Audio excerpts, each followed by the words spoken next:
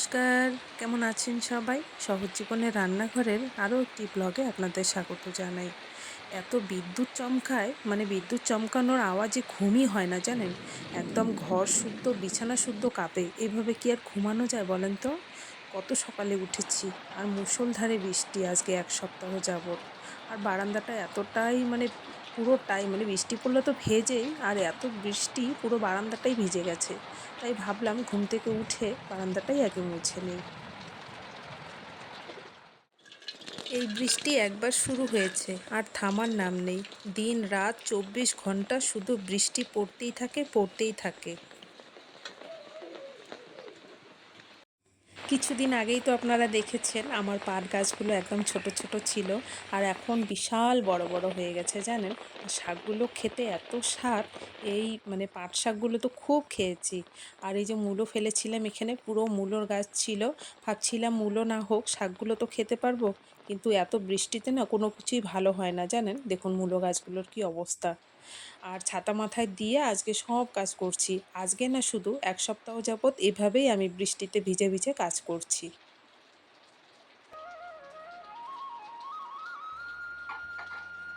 ঠিক করে যদি আনতো জুতাটা একটু খুলে গেছে লাগাই ফুল তুলতে গেছিলাম না। জুতাটা খুলে গেছে কলে করে জুতাটা লাগাই দিন আর এটা পরে থাকলে আর লাগানো হবে না। তো বাবাকে বললাম তো ও বসিয়ে এসছে।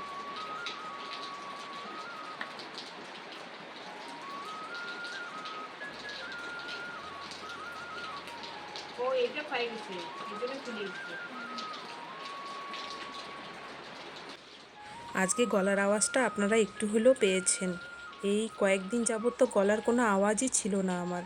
আর জ্বর হলেই না শরীরটা কেন যেন প্রচণ্ড দুর্বল হয়। মাঝে মাঝে না মাথাও ঘোরে, বেশি একটা কাজও করতে পারি না জানেন।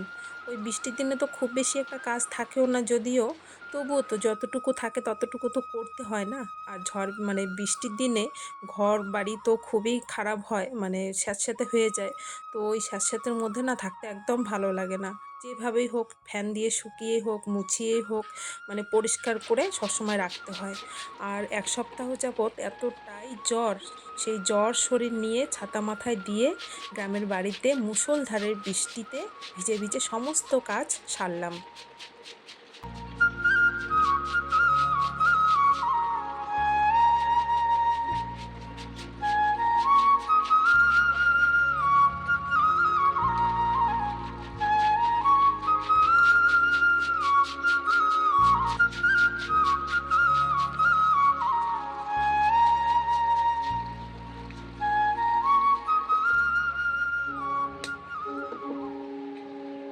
ছোটোবেলা থেকেই আমার খুব লম্বা চুলের শখ ছিল জানেন। ছোট ছোট চুল ছিল, তার উপরে মাথায় একটা গামছা বেঁধে বেনি করে না ওই দুলিয়ে দুলিয়ে হাঁটতাম। তো এখন চুলগুলো না সত্যিই খুব লম্বা হয়েছে। কিন্তু লম্বা চুলের মানে বিশাল একটা ঝামেলা। এই বৃষ্টির দিনে যদি একটু মাথা ধোয়া যায় তাহলে কিছুতেই শুকাতে যায় না। কালকে রাত্রেবেলা তাই হয়েছে। রাত্রেবেলা দিয়েছিলাম একটু নারকেল তেল, মেয়ে বলছিল যে তেল দাও, মাথা ব্যথা করছিল। তো তেল দিয়েছি। তো ভাবছিলাম বৃষ্টি পড়ছে, তেল আছে, থাকতে পারবো। আমি না ওই তেল দিলে থাকতে পারি না জানেন। ওই শীতকালেই তেলটা দেই বেশি বেশি করে, গরমকালে তো একদমই তেল দিতে পারি না। তো বৃষ্টি পড়ছিল জন্যই মাথাও ব্যথা করছিল, তেল দিলাম। কিন্তু তার ১.৫ ঘন্টা পরে আমি কোনোভাবেই থাকতেই পারছিলাম না। ভাবছিলাম যে না, এত রাত্রে মাথাটা ধোবো না। কিন্তু কি করব, যেহেতু থাকতে পারছিলাম না। তারপরে ঘরে দেখি শ্যাম্পুও ছিল না, শ্যাম্পুর পাতাটাই আমি ব্যবহার করি। তো ছিল না, কি করব। পরে আমি সাবান দিয়েই, বাংলা সাবান দিয়েই, ওই হোগলা সাবান হয় না, মেয়েবেলায় দিতাম, ওই হোগলা সাবান দিয়েই পুরো মাথাটা আমি ধুয়েছি। তারপর গিয়ে আমি শান্তি পেয়েছি, না হলে কিছুতেই থাকতে পারছিলাম না। তো কালকের ভেজানো চুল আজকে এখনও শুকায়নি জানেন। আর চুলগুলো না বেঁধে তো সিঁদুর দেওয়া যায় না। আর যাবো এখন পূজা করতে।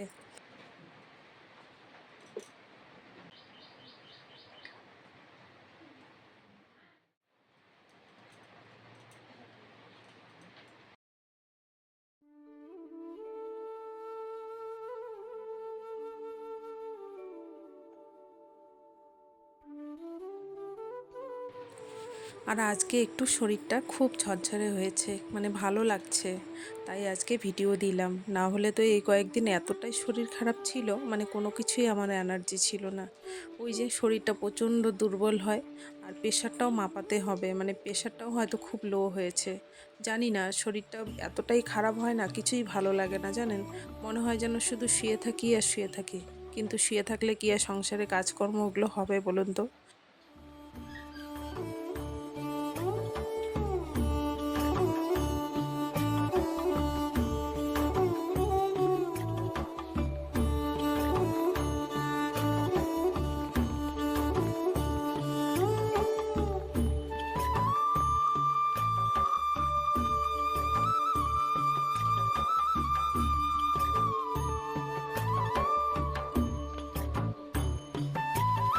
সংসারের সব কাজই একটা চিন্তা থাকে, এই কাজটা হলো না, ওই কাজটা হলো না, মানে যতক্ষণে হয় ততক্ষণে শান্তি। তো পূজা দেওয়াটা মানে প্রতিদিনের কাজ, রান্না বাড়াটাও প্রতিদিনের কাজ, কিন্তু পূজা দেওয়াটা না ওই সকাল সকাল হলে পরেই বেশ ভালো লাগে।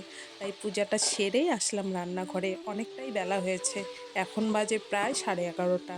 ছেলে মেয়ে তো খুব খিদে পেয়েছে, শুধু ছেলে মেয়ের কেন, আমাদের সবারই পেয়েছে।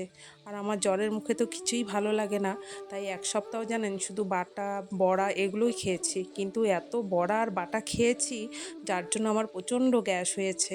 তাই এই সপ্তাহটা ভাবছি যে কোনো বড়া টড়া কিছুই খাবো না। আর রান্নারও সেরকম কিছু নেই, ডাল করব আর একটা ভাজা করছি, দুপুরবেলা পাঁপড় ভাজবো আর খেসারির ডাল করব। এই দিয়েই আজকে চলবে সারাদিন। আর ওই যে পাটাতে মশলা বাটছি, সর্ষে আর লঙ্কা, ওটা দিয়ে পুঁই শাকের চচ্চড়ি করব।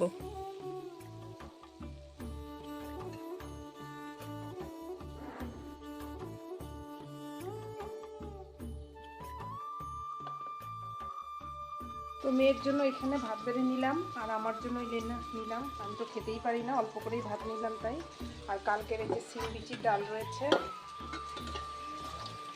সিম বিচির ডাল দিয়ে আর ভাজা দিয়ে এখন সকালে ভাতটা খাবো, তারপর রান্না করবো।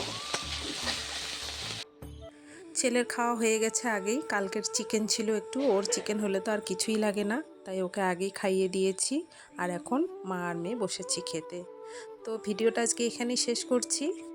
আমার ভিডিও দেখে যদি আপনাদের ভালো লাগে তাহলে অবশ্যই চ্যানেলটাকে সাবস্ক্রাইব করে রাখবেন, আমার দেওয়া সমস্ত ভিডিও নোটিফিকেশনে আগেই পেয়ে যাবেন।